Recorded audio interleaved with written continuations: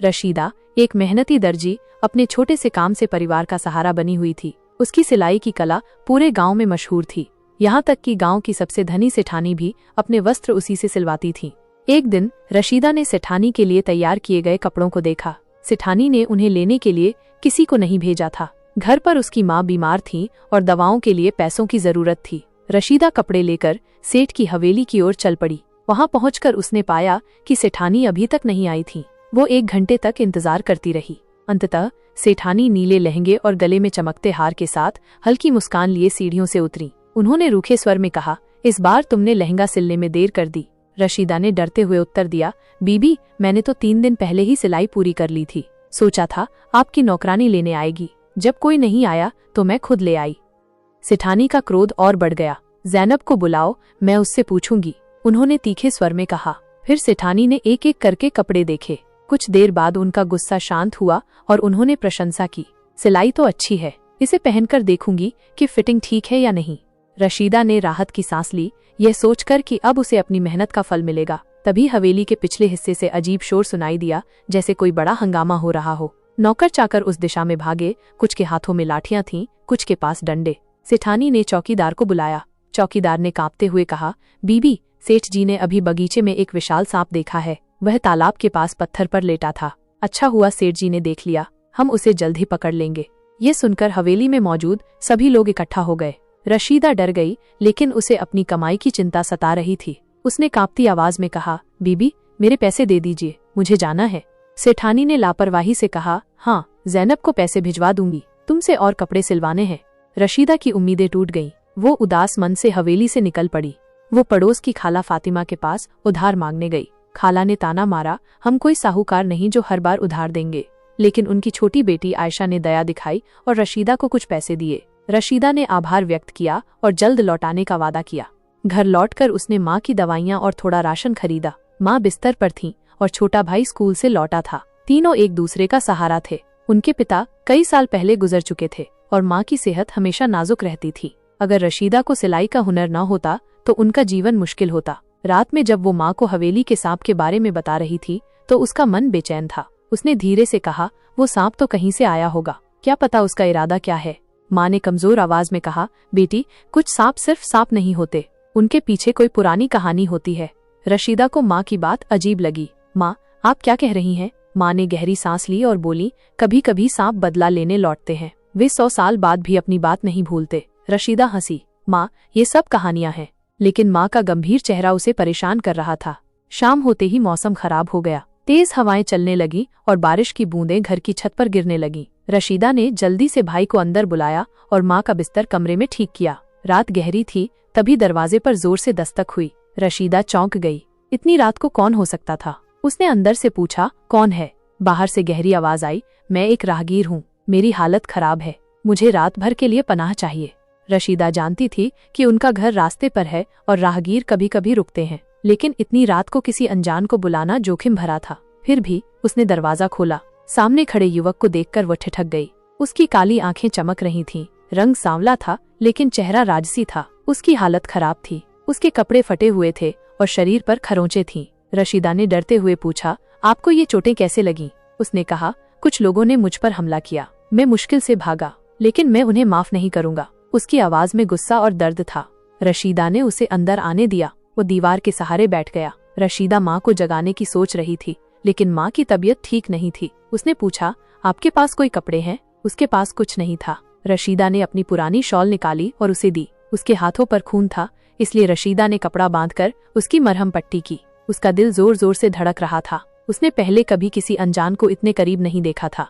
वो चुपचाप बैठा रहा, जैसे सब कुछ खो चुका हो। रशीदा ने पूछा, कुछ खाएंगे? उसने कहा, अगर कुछ मिल जाए तो मेहरबानी होगी। रशीदा ने रात का बचा हुआ खाना गर्म किया और उसे दे दिया। उसे देखते हुए वो सोचने लगी कि इतना आकर्षक व्यक्ति गांव में किसी रसूखदार के यहाँ आया होगा। उसकी आंखें साधारण नहीं थी। उसने कहा, मेरी वजह से तुम रात में परेशान हुई, इसके लिए माफी, मगर मेरे पास कोई और रास्ता नहीं था, मुझे यहाँ छिपना था। रशीदा चिंतित हो गई। क्या आपके दुश्मन इस गांव में है? उसने सिर हिलाया। मैं ज्यादा नहीं बता सकता, बस इतना कहूंगा कि मुझे कुछ दिन की पनाह चाहिए और किसी को मेरे बारे में मत बताना। रशीदा ने तुरंत कहा, आप जितने दिन चाहें यहाँ रह सकते हैं, हमारे घर में कोई नहीं आता। वो उसे देखता रहा, फिर जमीन पर लेट गया। शायद वो बहुत थका हुआ था। रशीदा भी उसे देखते हुए सो गई। सुबह जब वो जागी तो डर गई। वो युवक घर में कहीं नहीं था। उसने कहा था कि कुछ दिन रुकेगा, फिर वो कहाँ चला गया। ये सोचकर वो माँ और भाई के लिए खाना बनाने लगी, लेकिन उसका मन बेचैन था। जब माँ ने उसे पुकारा तो वह चाय लेकर उनके पास गई। माँ का चेहरा देखकर वो हैरान रह गई। आंगन में ये अजीब निशान कहाँ से आए? माँ ने कमजोर आवाज में कहा। रशीदा ने देखा तो फर्श पर सर्पिल निशान थे। उसने कहा, माँ मुझे नहीं पता, आप बताइए। माँ ने गहरी सांस ली। ऐसे निशान वहाँ होते हैं जहाँ सांप आते हैं। मुझे लगता है कोई यहाँ रात में आया था। रशीदा का चेहरा सफेद पड़ गया, लेकिन उसने हंसकर टाल दिया। माँ, सांप तो हवेली में था, आप मुझे डराने की कोशिश कर रही हैं। माँ ने गंभीर स्वर में कहा, बेटी मैंने बहुत कुछ देखा है, ये सांप के निशान हैं। रशीदा ने उनकी बात को हल्के में लिया, लेकिन उसके मन में सवाल उठने लगे। वह उस युवक के बारे में सोच रही थी। वह कौन था, कहाँ गया? काश वो लौट आता ताकि वो उससे और बात कर सके। इसी उधेड़बुन में उसने पड़ोस की शादी के लिए कपड़े सिलना शुरू किया। थोड़ी देर बाद खाला फातिमा कपड़े लेने आई। उन्होंने रशीदा को देखा और कहा, तुझे तो सारी जिंदगी अकेले रहना पड़ेगा। रशीदा ने हैरानी से पूछा, क्यों खाला? खाला ने कहा, तेरी माँ बीमार, घर में कमाई का जरिया नहीं, तेरा भाई छोटा है, ऐसी हालत में कौन तुझसे ब्याह करेगा? रशीदा ने नरम स्वर में कहा, खाला मुझे शादी की जल्दी नहीं, मैं माँ और भाई का ध्यान रखूंगी। खाला ने उसके सिर पर हाथ रखा। खुदा तुझे ताकत दे बेटी, तू बहुत नेक है। रशीदा ने जवाब देना जरूरी नहीं समझा। वो ऐसी बातें सुनने की आदी थी। शाम को भाई स्कूल से लौटा। उसने कहा कि मास्टर जी फीस मांग रहे थे। रशीदा ने कहा, 2-4 दिन में दे दूंगी। वो सेठानी से नाराज थी, जिन्होंने अभी तक पैसे नहीं भेजे थे। शायद उसे फिर हवेली जाना पड़े। रात में जब वो सिलाई कर रही थी, पीछे से एक जानी पहचानी आवाज आई, तुम ठीक हो? वो चौंक गई। मुड़कर देखा तो वही युवक बैठा था। रशीदा ने डरते हुए पूछा, आप अंदर कैसे आए? उसने दरवाजे की ओर इशारा किया। खिड़की खुली थी। रशीदा को अपनी लापरवाही पर गुस्सा आया। उसने भाई को खिड़की बंद करने को कहा था। उसने जल्दी से खिड़की बंद की। आपने कहा था कि कुछ दिन रहेंगे, फिर कहाँ चले गए? उसने पूछा। युवक ने मुस्कुराकर कहा, क्या तुम मुझे याद कर रही थी? रशीदा शर्मिंदगी से चुप हो गई। उसने उसकी बेचैनी भांप ली थी। फिर उसने धीमी आवाज में कहा, मैं तुम्हारे लिए गया था, अगर कोई मुझे यहाँ देख ले तो मुसीबत हो जाएगी। रशीदा ने कहा, कुछ खाएंगे? उसने सिर हिलाया। थोड़ा पानी मिल जाए।